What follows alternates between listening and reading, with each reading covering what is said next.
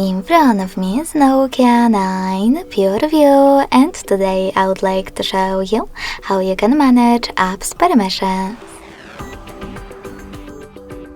You need to begin by going into Settings and scrolling down to access Privacy section.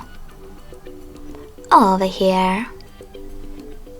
Now tap on Permission Manager at the top and tap on one of those options that you wish to manage, like Contacts.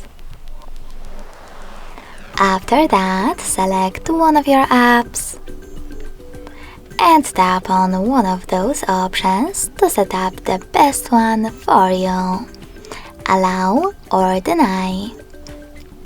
I will go with allow, so when I click and go back, I can see that Google TV just gained access to my device's contacts.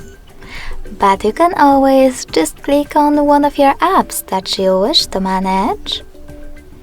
And instead of picking one of those options, select See All Permissions. Then manage all of them only for chosen app from here. Thanks so much for watching. If you enjoyed this video, don't forget to leave a like, comment and subscribe. Bye!